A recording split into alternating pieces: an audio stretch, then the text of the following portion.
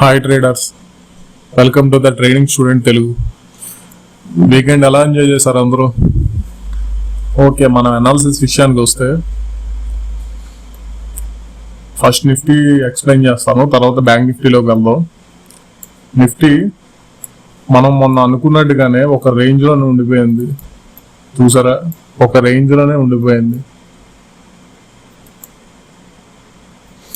ఎప్పుడైతే ఈ రేంజ్ నుంచి బయటకు వస్తుందో అప్పుడే మనం బుల్లిష్ అయినా సరే లేదా బేరిష్ అయినా సరే మనం డిసైడ్ అవ్వచ్చు. ఎందుకంటే టోటల్గా ఒక 3 to 4 days నుంచి, ఒక వీక్ నుంచి ఇక్కడే సస్టైన్ అవుతుంది. మొన్న కూడా మనం అదే అనాలిసిస్ చేసాం. ఎప్పుడైతే ఈ రేంజ్ బ్రేక్ అవుతుందో ర్యాపిడ్గా వచ్చే అవకాశాలు ఉన్నాయి. సో మనం లేదు ఈ జోన్లోనే మనం ట్రేడ్ చేయాలనుకుంటే రేపైతే అంటే మండేకి అయితే సెల్లింగ్ ఆపర్చునిటీ వచ్చే అవకాశాలు ఉన్నాయి. సో సెల్లింగ్ చూడొచ్చు.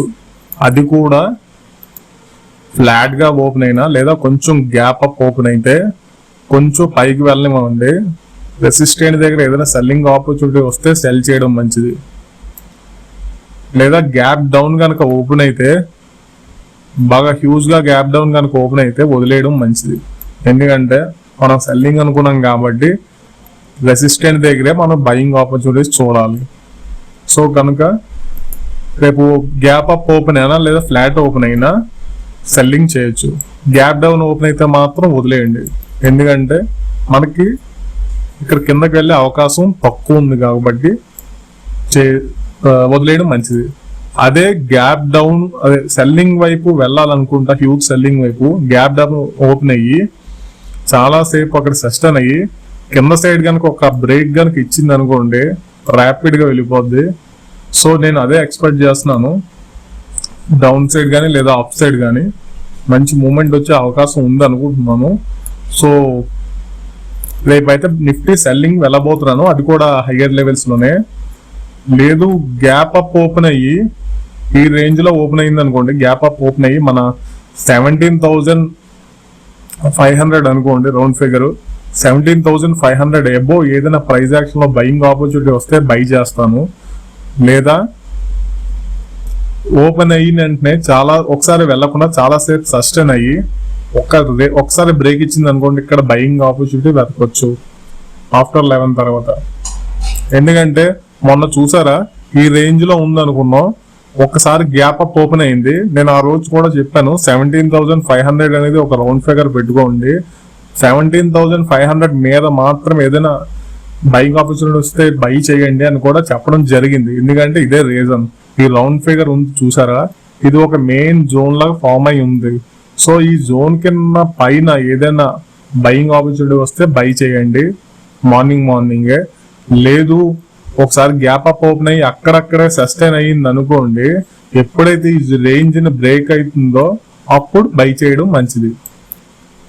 అది గ్యాప్ అప్ గానే అయితే. లేదు గ్యాప్ డౌన్ కనుక అయినా లేదా ఫ్లాట్ గా ఓపెన్ అయినా ఇక్కడ వరకు మనకి స్కోప్ ఉంది కాబట్టి, వెళ్ళే అవకాశం ఉంది కాబట్టి మన సెల్లింగ్ ఆపర్చునిటీ చూడొచ్చు రేపు ఇంట్రాడే వరకు మాత్రమే.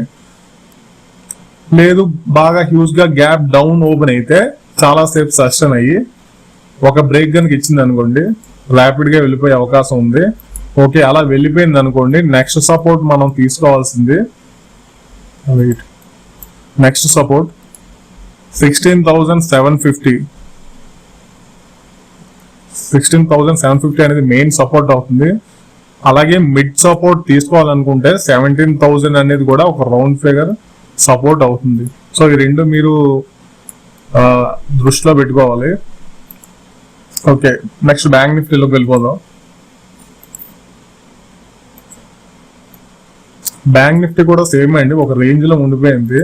ఈ రేంజ్ నుంచి బయటకు వచ్చే వరకు మనం మంచి బుల్లిష్ లేదా బేరిష్ వెళ్ళే అవకాశాలు ఉన్నాయి. అప్పటి వరకు మనం ఇంట్రాడే కోసం వరకు కాబట్టి మనం సెల్లింగ్ ఆపర్చునిటీ చూడొచ్చు, అది కూడా హయ్యర్ లెవెల్స్ లోనే. నాకు నిఫ్టీ కంటే బ్యాంక్ నిఫ్టీ బాగా సెల్లింగ్ గా చేయడానికి బాగుంది అనిపిస్తుందండి. ఎందుకో రీజన్ చెప్తాను. ఏంటంటే విషయం, కొంచెం లాంగ్ టైం ఫ్రేమ్ లో ఇది ఒక ట్రెండ్ లైన్ బ్రేక్ చేసింది. మొన్నే చెప్పాను ఇది ఒక ట్రెండ్ లైన్ బ్రేక్ చేసింది, సెల్లింగ్ వెళ్ళొచ్చు అని చెప్పాను. మొన్న కూడా సెల్లింగ్ ఆపర్చునిటీ నాకు దొరికింది, ఎంట్రీ తీసుకున్నాను. ఫ్రైడే అనాలిసిస్ కూడా మనం సెల్లింగ్ చేయడం జరిగింది. సో నాకు సెల్లింగ్ ఈ స్టేజ్ లో ఇక్కడ నాకు ఆపర్చునిటీ వచ్చింది. 5 minutes లో ఎంట్రీ తీసుకొని 1:1 తో క్లోజ్ చేసేసాను. సో నెక్స్ట్ రేపటి కోసం కాబట్టి ఈ ట్రెండ్ లైన్ తీసేస్తాను, మనకి క్లారిటీ కనిపిస్తుంది చార్ట్. ఓకే, రేపటి గురించి కాబట్టి మార్కెట్ ఫ్లాట్ గా ఓపెన్ అయినా లేదా గ్యాప్ అప్ ఓపెన్ అయినా ఏదైనా ప్యాటర్న్ వస్తే సెల్లింగ్ వైపు వెళ్ళిపోవచ్చు. లేదా బాగా కనుక గ్యాప్ డౌన్ ఓపెన్ అయిపోయింది అనుకోండి, హ్యూజ్ గ్యాప్ డౌన్ ఓపెన్ అయితే ఇక్కడ చాలాసేపు సస్టైన్ అయితే డౌన్ సైడ్ కనుక బ్రేక్ ఇస్తే సెల్లింగ్ వైపు వెళ్ళొచ్చు. లేదు ఫ్లాట్ గా ఓపెన్ అయ్యి చాలాసేపు సస్టైన్ అయ్యింది అనుకోండి, ఒక 1 o'clock తర్వాత మాత్రం మంచి బ్రేక్ ఇచ్చే అవకాశం ఉంది. సో అది కూడా మీరు దృష్టిలో పెట్టుకోవాలి. ఎందుకంటే మనం అనుకున్నాం కదా, ఈ రేంజ్ కనుక బ్రేక్ అయితే హ్యూజ్ గా వెళ్ళిపోతుంది, ర్యాపిడ్ గా బుల్లిష్ కానీ లేదా బేరిష్ కానీ వెళ్ళిపోయే అవకాశాలు ఉన్నాయి. కాబట్టి మనం డ్యూల్ వ్యూగా వెళ్ళబోతున్నాం. లేదు గ్యాప్ అప్ కనుక ఓపెన్ అయిపోయింది అనుకోండి, మన రెసిస్టెంట్ ఉంది కదా, మన రెసిస్టెంట్ కన్నా పైన ఓపెన్ అయిపోయింది అనుకోండి 38,250 ఈ రేంజ్ కన్నా పైన ఓపెన్ అయితే మనం బుల్లిష్ వైపు వెళ్ళిపోవచ్చు. లేదు చాలాసేపు సస్టైన్ అయ్యి గ్యాప్ అప్ ఓపెన్ అయ్యి చాలాసేపు సస్టైన్ అయ్యింది అనుకోండి, ఆ రేంజ్ బ్రేక్అవుట్ అయిన తర్వాత మనం బయింగ్కి వెళ్ళిపోవచ్చు. ఓకే, మీకు అర్థమైంది అనుకుంటాను.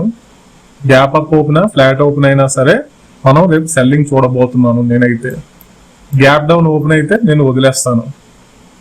ఈ రేంజ్ మన రెసిస్టెంట్ గానే గ్యాప్ అప్ ఓపెన్ అయిపోయింది అనుకోండి, నేను వెంటనే బై చేయను. చాలాసేపు సస్టైన్ అయ్యి ఒక బ్రేక్ ఇస్తేనే ఎంట్రీ తీసుకుంటాను. సో అది రీజన్. ఓకే, దీని సపోర్ట్ అండ్ రెసిస్టెంట్ విషయానికి వస్తే, సపోర్ట్ విషయానికి వస్తే 37,500 అనేది ఒక సపోర్ట్, అలాగే 38,250 అనేది ఒక రెసిస్టెంట్.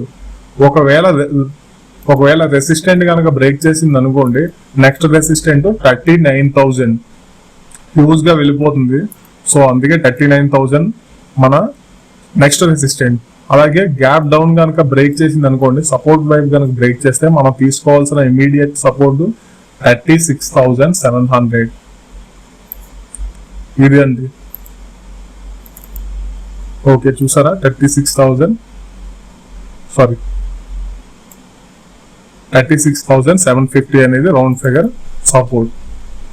రేపు ఇంట్రాడే కోసం మాత్రమే. ఓకే, నెక్స్ట్ స్టాక్స్ లోకి వెళ్ళిపోదాం. స్టాక్స్ లోకి వెళ్దాం. ఫస్ట్ స్టాక్ నేను బయింగ్ ఇస్తున్నాను, యూపీఎల్ అండి. యూపీఎల్ నేను బయింగ్ ఇస్తున్నాను. ఏదైనా సరే సపోర్ట్ దగ్గరికి వచ్చిన తర్వాత ఏదైనా ప్రైస్ యాక్షన్ లో మన ప్యాటర్న్స్ వస్తే బై చేయండి. అలాగే నెక్స్ట్ స్టాక్ పెట్రోనెట్, దీన్ని కూడా నేను బయింగ్ ఇస్తున్నాను. పెట్రోనెట్ ఏదైనా సరే కొంచెం కరెక్షన్ వచ్చిన తర్వాత ఏదైనా సరే బయింగ్ ఆపర్చునిటీ వస్తే బై చేస్తాను. అలాగే నెక్స్ట్ స్టాక్ ఏపీఎల్ అపోలో, ఇది కూడా నేను సెల్లింగ్ ఇస్తున్నాను. ఏపీఎల్ అపోలో ఇది నేను సెల్లింగ్ ఇస్తున్నాను. గ్యాప్ డౌన్ అయిపోయింది అనుకోండి, వదిలేయండి. ఎందుకంటే ఇక్కడ ప్లేస్ లేదు, మన సెల్లింగ్ చేయడానికి ప్లేస్ తక్కువగా ఉంది కదా, 1:1 కూడా రాదు. సో అందువల్ల ఫ్లాట్ గా ఓపెన్ అయినా గ్యాప్ అప్ ఓపెన్ అయినా సెల్ చేయండి. దీన్ని గ్యాప్ డౌన్ కనుక ఓపెన్ అయితే వదిలేయండి. ఓకే, మీకు అర్థమైంది అనుకుంటాను. నెక్స్ట్ స్టాక్ చోళా ఫైనాన్స్, దీన్ని కూడా నేను సెల్లింగ్ ఇస్తున్నాను. ర్యాపిడ్ గా వచ్చే అవకాశం ఉంది. కొంచెం ఫ్లాట్ గా ఓపెన్ అయినా కొంచెం పైకి వెళ్తున్నామండి, పైకి వెళ్తుంది, మీరు కంగారు పడద్దు. ఫ్లాట్ గా ఓపెన్ అయితే కొంచెం పైకి వెళ్తుంది, వెళ్ళి ర్యాపిడ్ గా వచ్చేసే అవకాశం ఉన్నాయి. సో దీన్ని నేను సెల్లింగ్ ఇస్తున్నాను. ఇది మంచి మూమెంట్ వచ్చే అవకాశం ఉంది, కొంచెం చూడండి. నెక్స్ట్ స్టాక్ సిప్లా, ఇది కూడా నేను సెల్లింగ్ ఇస్తున్నాను. మీకు రోజు చెప్పేదే నేను, సెల్లింగ్ అనేది టైగర్ లెవెల్స్ లో చూడాలి కనుక కొంచెం పైకి వెళ్ళలేమండి. పైకి వెళ్ళిన తర్వాత అక్కడ ఏదైనా ప్యాటర్న్స్ వస్తే సెల్ చేయండి. లేదా ఫ్లాట్ గా ఓపెన్ అయినా సరే పర్వాలేదు, గ్యాప్ డౌన్ కనుక ఓపెన్ అయితే సెల్లింగ్ లోని వదిలేయడం మంచిది. ఓకే అండి, ఫ్లాట్ అయినా గ్యాప్ అప్ ఓపెన్ అయినా పర్వాలేదు, గ్యాప్ డౌన్ కనుక ఓపెన్ అయితే వదిలేయండి. ఓకే, నేను ఇట్లా సెల్లింగ్ ఇస్తున్నాను. Next stock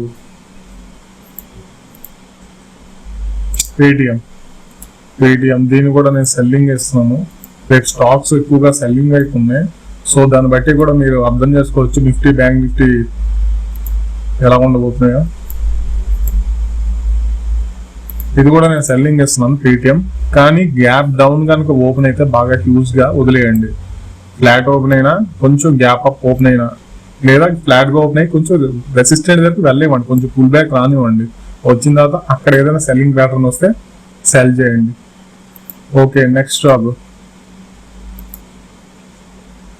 TI India.